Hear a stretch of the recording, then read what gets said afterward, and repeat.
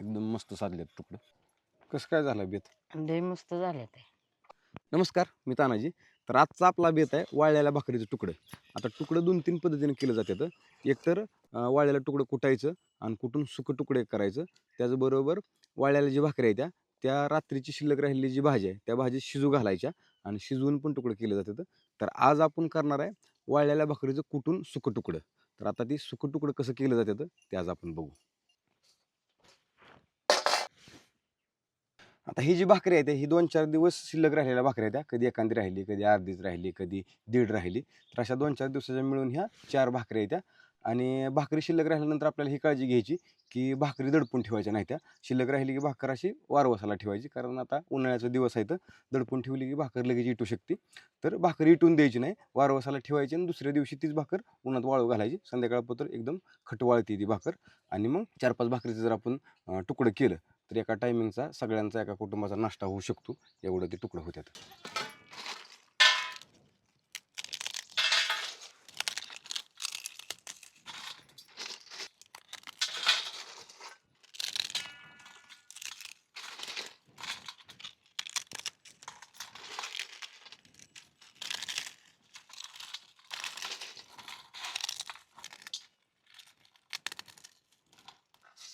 ही तुकडं जर व्यवस्थित खट वाळायला असलं, हाताने असं जरी चुरगळलं तर लगेच त्याचं तुकडं तुकडं असं बारीक बारीक होतं. आणि हाताने असं थोडं मुरगळलं की लगेच डिकऱ्या होतात त्याच्या. तर ते करून घ्यायच्या अगोदर. आता हे मोडलेलं तुकडं कुटून घ्यायचं.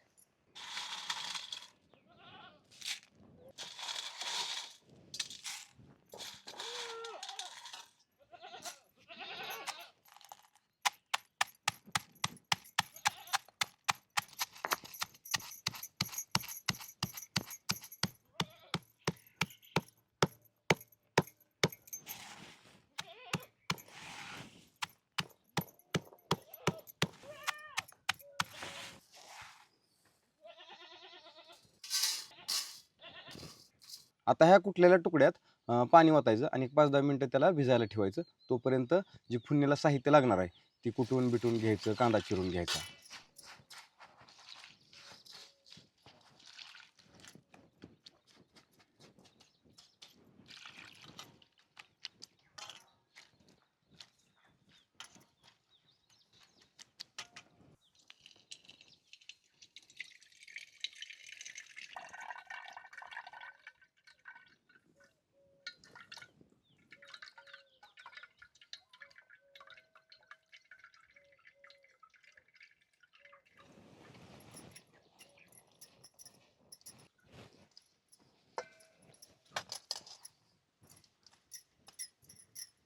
आता हे कुटलेलं तुकडं चांगलं एक 5-10 मिनटं व्यवस्थित भिजवून द्यायचं. का तर ही वाळल्यामुळं कडक झालेलं असतं. व्यवस्थित भिजलं की ते असं मऊ मऊ होतं.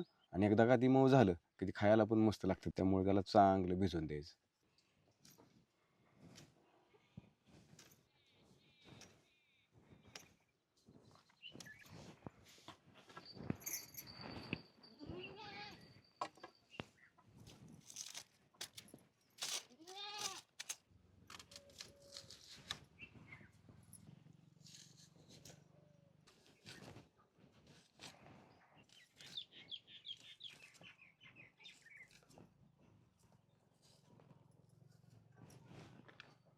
आता ह्या तुकड्याला फुडणी द्यायला जी आपल्याला साधन सामग्री लागणार आहे त्यात 1 चमचा मीठ घेतलंय, 1 चमचा हळद घेतली, खोंगा दीड खोंगा शेंगदाण्याचं कूट आहे, एक 5-6 मिरच्या आहेत त्या कापून घेतल्या, वाळलेली कढीपत्त्याची एक 7-8 पानं आहे, ती खोबऱ्याचं आणि लसणाचं कूट आहे एक 2-4 चमचे असेल, आणि 1 चमचा जिरी, 1 चमचा मोहरी आणि 2 कांदा कापून घेतल्या. ते आता हे जे आपण फुडणी देणार आहे.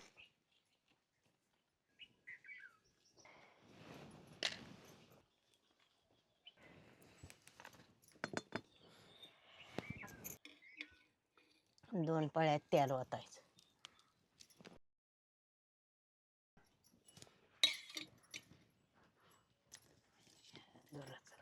तेल चांगलं गरम झालं की कांदा त्यात टाकायचा.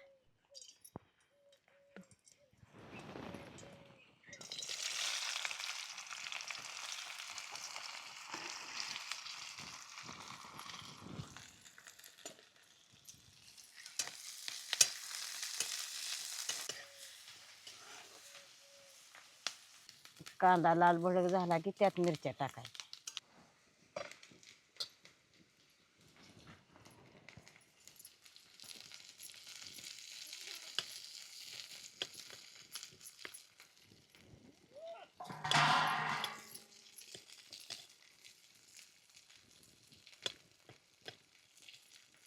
आता जिरी मोहरी टाकायची. आता कढीपत्ता टाकायचा.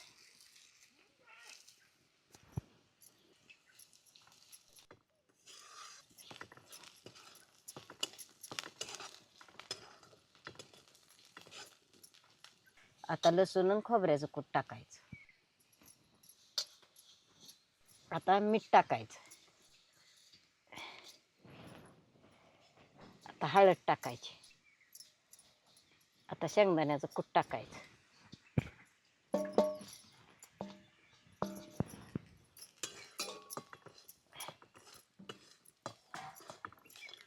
आता हे व्यवस्थित परतून घ्यायचं सगळं.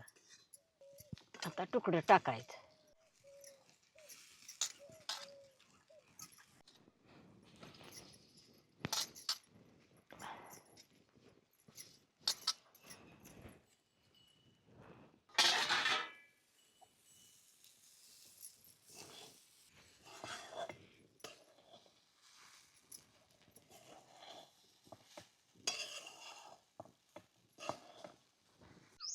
हे आता झालं शिळ्या भाकरीचं तुकडं.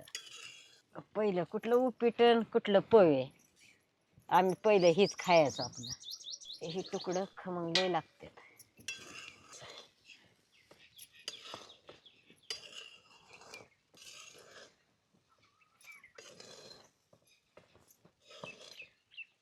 आता ह्या तुकड्याला व्यवस्थित फुन्नी दिली की लईत लई 5 मिनटं त्याला चुलीवर ठेवायचं. 2-4 वेळा खालीवर खालीवर करायचं. लगेच तुकडं तयार होतात. कसलं मोकळं झालं ते. आता हे तुकडं शिजलं. आता उतरून ठेवायचं. झाकून ठेवायचं 5 मिनटं आणि खाया बसायचं.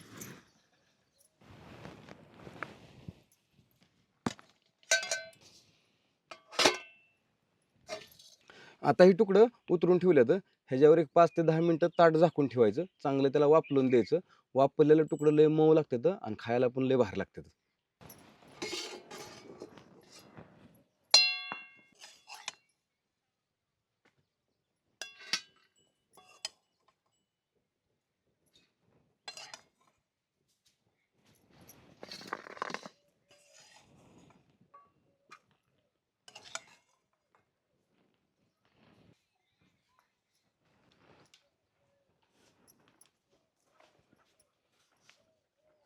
कसं काय झालं बेत? लय मस्त झालं ते.